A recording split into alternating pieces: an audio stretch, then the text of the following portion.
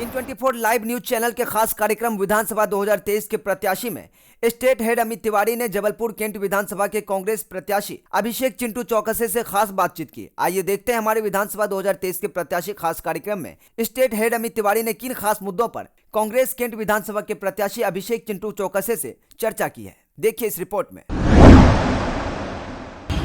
N24 news live channel में आपका चिंटू स्वागत है। जैसे कि आपको कांग्रेस ने अनेक बार ये विश्वास जताया है और विगत कई वर्षों से इस सीट को भाजपा का कब्जा रहा, चाहे वो पुत्र हों चाहे उनके पिताजी हों, लगातार उन्होंने कब्जा रहा। तो किस विश्वास उन्होंने विश्वास जताया कांग्रेस पार्टी ने आपका और विश्वास के कहा अब जनता की बीच में जा रहे हैं कि क्या रणनीति अपनाई है?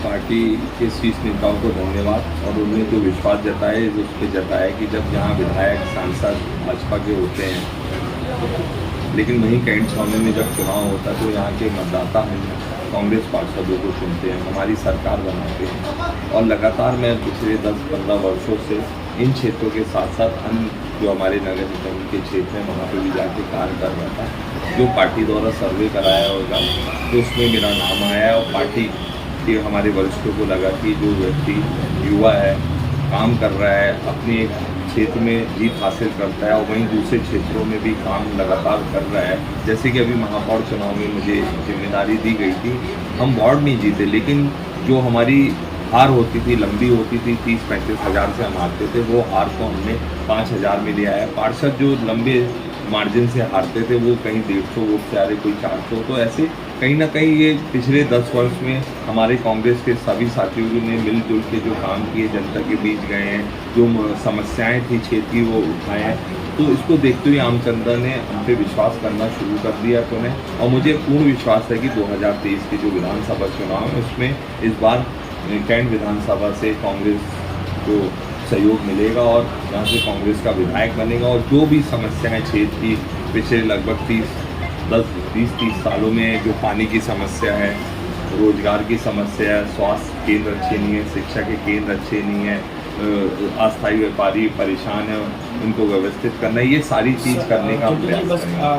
आप यहाँ पर पार्षद भी रह चुके हैं और उपाध्यक्ष भी रह चुके हैं। आपके समय पे मतलब भाजपा के विधायक तो रहे हैं, उस समय मतलब आप जिन मुद्दों की भी आप बात करें कि मतलब स्वास्थ्य सेवाएं नहीं मिली है, मतलब मूलभूत सुविधाएं से वंचित है, उस समय आपने प्रयास नहीं किए क्या? देखिए, मैं कैंट छावनी में पार्षद था, उपाध्यक्ष था। आप कैंट हॉस्पिटल जाके दे सकते हैं 12 साल पहले क्या स्थिति थी, आज क्या स्थिति है। जो स्कूल थे 12 साल पहले किन स्थिति में थे, आज किन स्थिति में। आज ऑनलाइन एडमिशन हो रहा है, सरकारी स्कूल में अगर ऑनलाइन एडमिशन हो रहा है तो ये गर्व की बात है।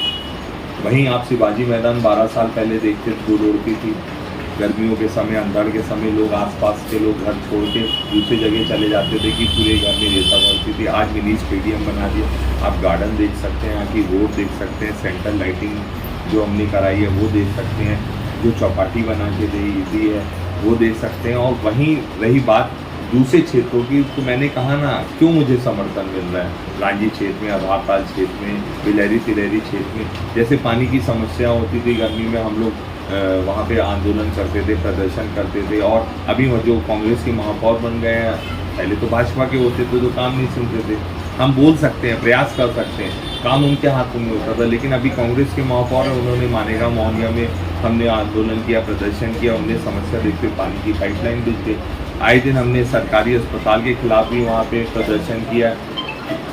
प्रदर्शन के बाद ही तो वहाँ पे मशीनें आई, हालांकि पुरानी मशीन लगाई, लेकिन कुछ तो किया उन्होंने। जो स्कूल भी थे तो उसके लिए भी हम प्रयासरत हैं कि अच्छे हों, लेकिन काम इनको करना था, इन्होंने काम नहीं किया।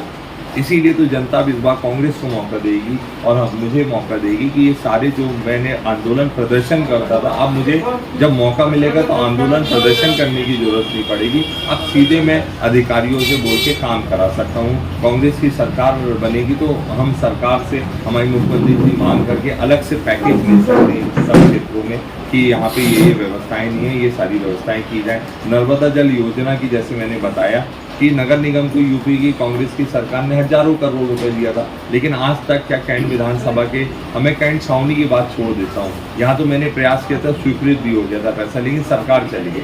लेकिन नगर निगम क्षेत्रों में तो DNR लागू हो चुका था, योजनाएं, पाइपलाइनें भी बिछ रही थी, सीवर लाइन, लेकिन क्या आज तक वो चालू हो पाई? तो आपका कहना ये है कि मतलब कैंट क्षेत्र में नगर निगम के द्वारा जो कार्य स्वीकृत किए गए थे उनके पूरे नहीं किए गए? नहीं किए गए। आज भी पानी की समस्या है, नर्मदा जल घर घर क्या पहुँच रहा है। मालेगांव मोहनिया में मार्च से ही गर्मी शुरू होती, पानी की किल्लत हो जाती है। 1 किलोमीटर दूर माँ नर्मदा जी हैं, तिलहरी बिलहरी की आप जनता से पूछिए, उन्हें पीला पानी पीने मिल रहा है, गोबर का पानी मिल रहा है, नर्मदा जल योजना उनको लाभ नहीं मिल रहा है। जल प्लावन की स्थिति है क्षेत्रों में, आज पिंक सिटी हो चाहे अन्य क्षेत्रों, तिलहरी चेतन सिटी हो, ये सारे क्षेत्रों में जल प्लावन की स्थिति बन रही। बड़े बड़े नालों को जब नगर निगम छोटा कर रही थी, विधायक महोदय क्या कर रहे थे?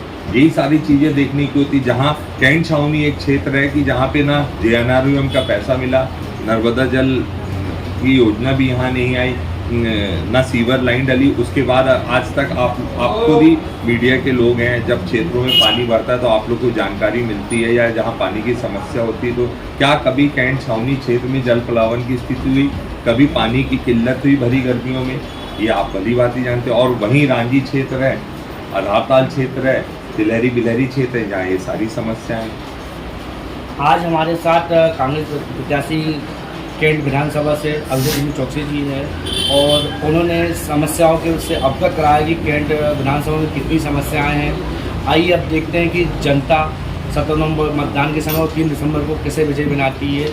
अब वो 3 दिसंबर का रिजल्ट ही बताया। N24 लाइव की जबलपुर से अमित तिवारी।